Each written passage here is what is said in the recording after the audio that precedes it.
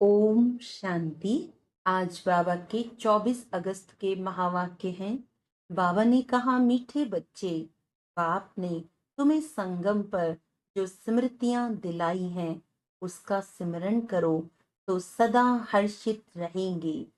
प्रश्न है, सदा हल्के रहने की युक्ति क्या है? किस साधन को अपनाओ तो खुशी में रह सकेंगे? उत्तर है, सदा हल्के रहने के लिए इस जन्म में जो जो पाप हुए हैं वह सब अविनाशी सर्जन के आगे रखो। बाकी जन्म जन्मांतर के पाप जो सिर पर हैं उसके लिए याद की यात्रा में रहो। याद से ही पाप कटेंगे, फिर खुशी रहेगी। बाप की याद से आत्मा सतो प्रधान बन जाएगी। ओम शांति। मीठे मीठे रूहानी बच्चों को रूहानी बाप समझाते हैं, तुमको स्मृति आई है कि हम आदि सनातन देवी देवता धर्म के थे। हम राज्य करते थे, हम बरोबर विश्व के मालिक थे। उस समय दूसरा कोई धर्म नहीं था। हमने ही सतयुग से लेकर जन्म लेते 84 का चक्र पूरा किया। सारे झाड़ की स्मृति आई है। हम देवता थे, फिर रावण राज्य में आ गए तो देवी देवता कहलाने के लायक न रहे, इसीलिए धर्म ही दूसरा समझ लिया। और किसका भी धर्म बदलता नहीं है। जैसे क्राइस्ट का क्रिश्चियन धर्म, बुद्ध का बौद्ध धर्म ही चला आता है। सबकी बुद्धि में है बुद्ध ने फलाने टाइम धर्म स्थापन किया। हिंदुओं को अपने धर्म का पता ही नहीं है कि हमारा हिंदू धर्म कब से शुरू हुआ, किसने बनाया। लाखों वर्ष कह देते, सारे सृष्टि चक्र का नॉलेज तुम बच्चों को ही है। इसको कहते हैं ज्ञान विज्ञान। उन्होंने विज्ञान भवन नाम भले रखा है, परंतु बाप उसका अर्थ समझाते हैं। ज्ञान और योग, रचता और रचना के आदि मध्य अंत का ज्ञान अभी तुम समझते हो कि हम भी नहीं जानते थे, नास्तिक थे। सतयुग में तो ये ज्ञान हो नहीं सकता। अभी तुमको टीचर ने पढ़ाया है, पढ़कर तुमको राज्य भाग्य मिलता है, क्योंकि तुमको रहने के लिए नई सृष्टि चाहिए। इस पुरानी सृष्टि में तो पवित्र देवी देवताएं पैर रख न सकें। बाप आकर तुम्हारे लिए पुरानी दुनिया का विनाश कर नई दुनिया स्थापन करते हैं। हमारे लिए विनाश जरूर होना है। कल्प कल्पांतर हम यह पाठ बजाते हैं। बाबा पूछते हैं, आगे कब मिले हो? तो कहते हैं, बाबा हर कल्प मिलते हैं आपसे राज्य भाग्य लेने। कल्प पहले भी बेहद सुख का राज्य भाग्य मिला था। ये सब बातें जो स्मृति में आई हैं, अब उनका सिमरन होना चाहिए, जिसको बाबा स्वदर्शन चक्र कहते हैं। हम पहले सतो प्रधान थे। यह भी तुम्हें स्मृति आई कि हर एक आत्मा को अपना अपना पाठ मिला हुआ है। हम आत्मा छोटी अविनाशी है, उनमें पाठ भी अविनाशी है जो चलता ही रहेगा। यह बनी बनाई बन रही, इसमें नई बात कोई ऐड व कट नहीं हो सकती है। कोई भी मोक्ष को पा नहीं सकते। कोई मुक्ति मांगते हैं, मुक्ति अलग है, मोक्ष अलग है। यह भी स्मृति में रखना है। स्मृति में होगा तो औरों को भी स्मृति दिलाएंगे। तुम्हारा धंधा ही यह है। बाप ने जो स्मृति में लाया है वह फिर औरों को भी स्मृति दिलाओ, तब ऊंच पद पा सकेंगे। ऊंच पद पाने के लिए बहुत मेहनत करनी है। मुख्य मेहनत है योग की। यह है याद की यात्रा, जो बाप के सिवाय और कोई सिखला नहीं सकते। अभी तुम मनुष्य से देवता बनने की पढ़ाई पढ़ते हो। तुम जानते हो कि हम फिर से नई दुनिया में जाएंगे। उसका नाम ही है अमर लोक। ये है मृत्यु लोक।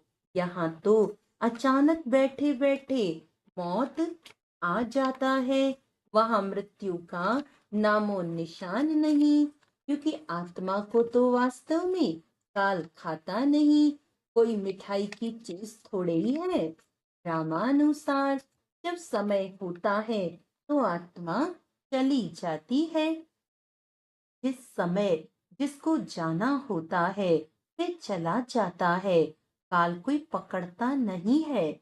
आत्मा एक शरीर छोड़ दूसरा लेती है। काल कुछ भी नहीं है। ये तो कथाएं बैठ बनाई हैं। वह है अमर लोक। वहां निरोगी काया रहती है। सतयुग में भारतवासियों की आयु भी बड़ी थी। योगी थे। योगी और भोगी का फर्क भी अब मालूम पड़ता है। तुम्हारी आयु वृद्धि को पा रही है। जितना तुम योग में रहेंगे उतना पाप भस्म होंगे और पद भी ऊंच मिलेगा। आयु भी बड़ी होगी। यथा राजा रानी आयु पूरी कर शरीर छोड़ते हैं, प्रजा का भी ऐसा होता है। परंतु पद का फर्क है। अब बाप तुमको कहते हैं, स्वदर्शन चक्रधारी बच्चों, ये अलंकार तुम्हारे हैं। गृहस्थ व्यवहार में रहते कमल फूल समान तुम रहते हो। सिवाय तुम्हारे और कोई रह ना सके। यह भी स्मृति आई है कि इस जन्म में हमने कितने पाप किए हैं। इसीलिए बाबा कहते हैं, वह सब अविनाशी सर्जन के आगे रखो तो हल्के हो जाएंगे। बाकी जन्म जन्मांतर के पाप जो सिर पर हैं, उसके लिए योग में रहना है। योग से ही पाप कटेंगे और खुशी भी रहेगी। बाप की याद से सतो प्रधान बन जाएंगे। मालूम है कि हम याद से यह बनेंगे तो कौन याद नहीं करेगा। परंतु ये युद्ध का मैदान है। मेहनत करनी पड़ती है। इतना ऊंच पद पाने के लिए यह भी बच्चों को स्मृति आई है कि बेहद के बाप से हम ऊंचते ऊंच वर्षा लेते हैं, कल्प कल्प लेते हैं। तुम्हारे पास बहुत आएंगे, आकर महामंत्र लेंगे मन मना भव का।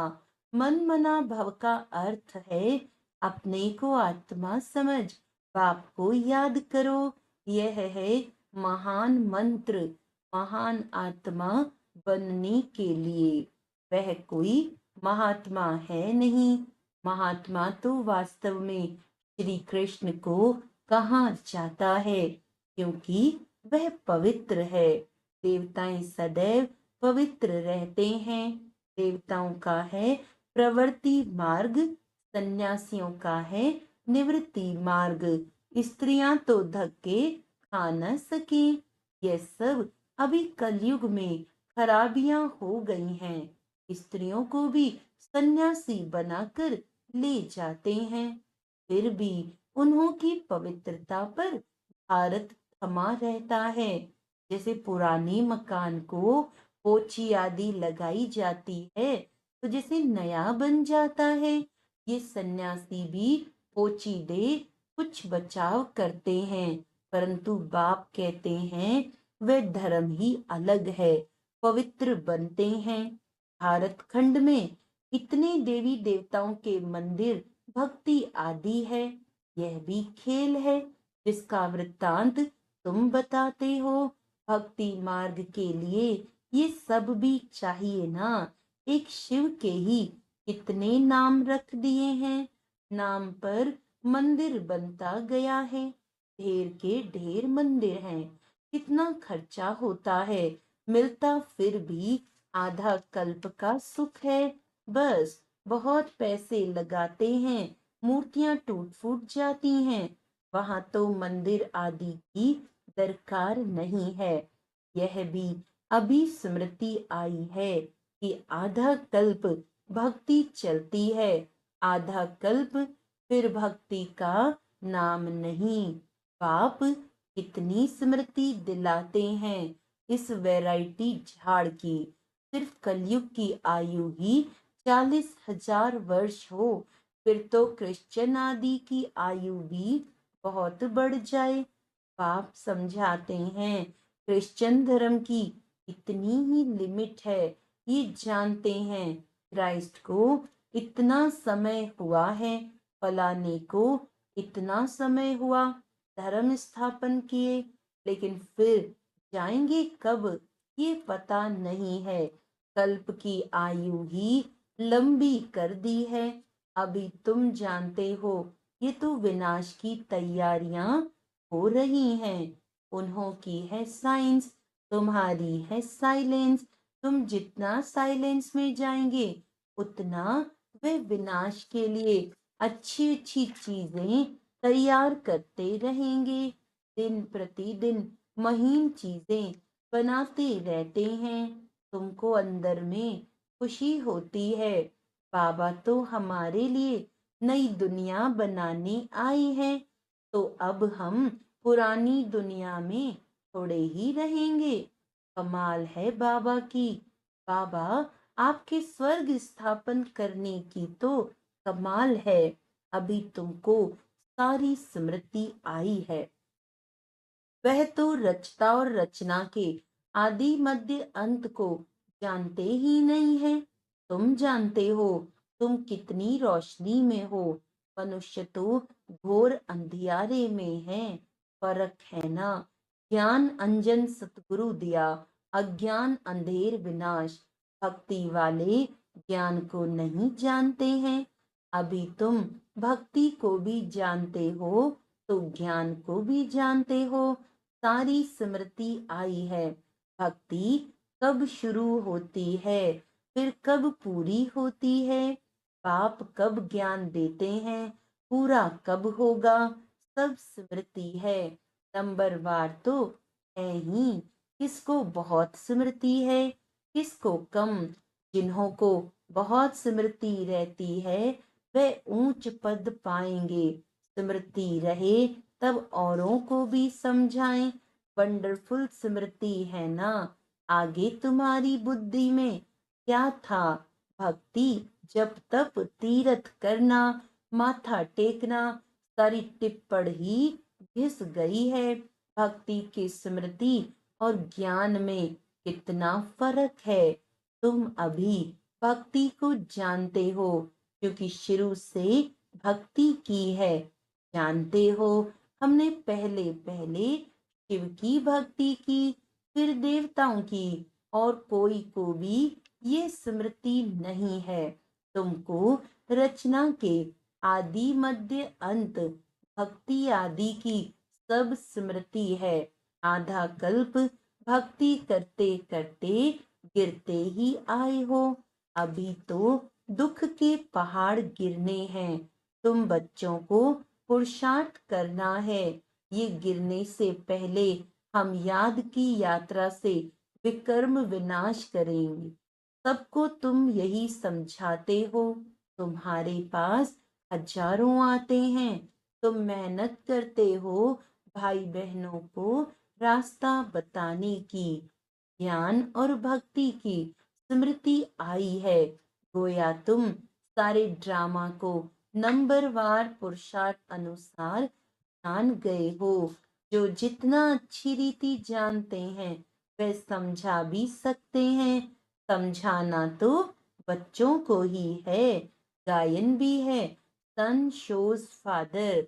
बाप बच्चों को समझाएंगे, बच्चे फिर भाइयों को समझाएंगे, आत्माओं को समझाते हो ना। भक्ति से ये ज्ञान बिल्कुल न्यारा है। गायन भी है ना, एक भगवान आकर सब भक्तों को फल देते हैं। एक बाप के सब बच्चे हैं। बाप कहते, मैं सब बच्चों को शांति धाम सुख धाम में ले जाता हूँ। कल्प कल्प का ये ज्ञान भी तुमको अभी है, वहां नहीं होगा। तुम पतित बनते हो तो पावन बनाने के लिए बाप तुम पर इतनी मेहनत करते हैं। इसीलिए गायन है, कुर्बान जाऊं वारी जाऊं। किस पर? बाप पर। फिर बाप मिसाल बताते हैं, ये कुर्बान कैसे गया। फॉलो इस सैंपल को करो, यही फिर लक्ष्मी नारायण बनते हैं। अगर इतना ऊंच पद पाना है तो ऐसा कुर्बान जाना है। साहूकार कभी कुर्बान हो ना सके, यहाँ तो स्वाहा करना पड़े। साहूकार को स्मृति जरूर आएगी। गायन भी है ना, अंत काल जो स्त्री सिमरे, इतने सब पैसे क्या करेंगे, कोई लेता ही नहीं, क्योंकि सब खत्म हो जाने हैं। मैं भी लेकर क्या करूंगा, शरीर सहित सब कुछ खलास होना है। आप मुए मर गई दुनिया, ये धन आदि कुछ भी नहीं रहेगा। बाकी गरुड़ पुराण आदि में तो रोचक बातें डाल दी हैं डराने के लिए।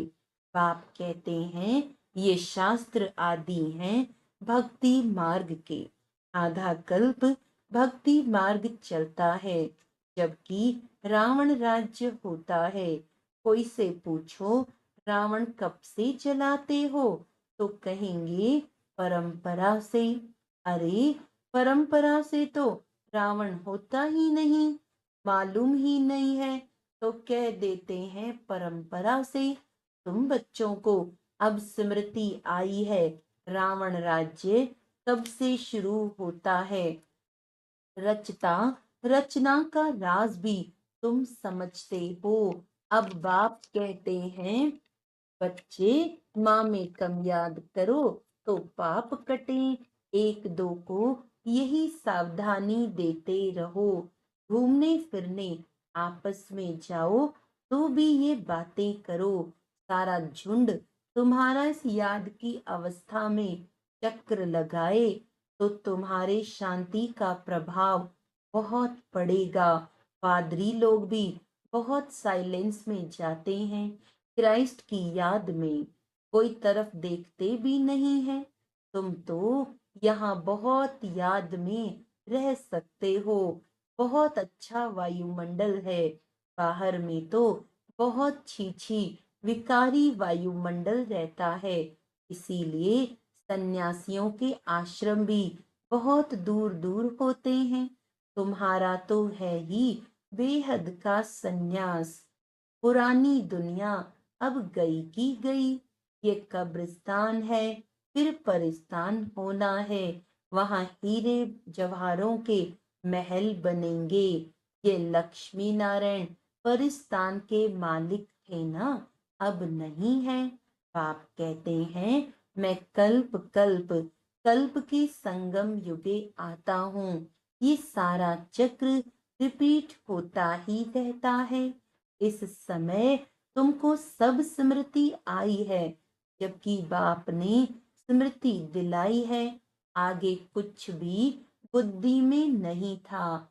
इस स्मृति के नशे में जब रहेंगे तो किसको खुशी से समझा भी सकेंगे। स्मृति में रहते तुम्हें घर बार संभालना है। अच्छा, सदा स्मृति के नशे में रहने वाले मीठे मीठे रूहानी बच्चों प्रति माता पिता बाप दादा का याद प्यार और गुड मॉर्निंग। रूहानी बाप की रूहानी बच्चों को नमस्ते। हम रूहानी बच्चों की रूहानी बाप दादा को याद प्यार गुड मॉर्निंग। नमस्ते, नमस्ते, नमस्ते जी। धारणा के लिए मुख्य सार है, ड्रामा के आदि मध्य अंत को अच्छी तरह समझ स्मृति में रख दूसरों को भी स्मृति दिलानी है। ज्ञान अंजन देकर अज्ञान अंधेरे को दूर करना है। ब्रह्मा बाप समान कुर्बान जाने में पूरा फॉलो करना है। शरीर सहित सब खलास हो जाना है, इसीलिए इससे पहले ही जीते जी मरना है, ताकि अंत समय में कुछ भी याद न आए। वरदान है, विशेषता के संस्कारों को नेचुरल नेचर बनाए, साधारणता को समाप्त करने वाले मरजीवा भव। जो नेचर होती है वह स्वतः अपना काम करती है, सोचना बनाना या करना नहीं पड़ता है, लेकिन स्वतः हो जाता है। ऐसे मर्जीवा जन्मधारी ब्राह्मणों की नेचर ही है विशेष आत्मा के विशेषता की। ये विशेषता के संस्कार नेचुरल नेचर बन जाएं और हर एक के दिल से निकले कि मेरी ये नेचर है। साधारणता पास्ट की नेचर है, अभी की नहीं, क्योंकि नया जन्म ले लिया तो नए जन्म की नेचर विशेषता है, साधारणता नहीं। स्लोगन है, रॉयल वह हैं जो सदा ज्ञान रत्नों से खेलते, पत्थरों से नहीं। रॉयल वह हैं जो सदा ज्ञान रत्नों से खेलते, पत्थरों से नहीं। अच्छा, आज का अव्यक्त इशारा है, हर पल उमंग उत्साह बना रहे, तो यही उड़ती कला का आधार है। यह उमंग कई प्रकार के आने वाले विघ्नों को समाप्त कर संपन्न बनने में बहुत सहयोग देता है। ये उमंग का शुद्ध और दृढ़ संकल्प विजयी बनाने में विशेष शक्तिशाली शस्त्र बन जाता है। इसीलिए सदा दिल में उमंग उत्साह को व इस उड़ती कला के साधन को कायम रखना। उमंग रहे कि मुझे बाप समान सर्व शक्तियों, सर्व गुणों, सर्व ज्ञान के खजानों में संपन्न होना ही है। अच्छा, ओम शांति।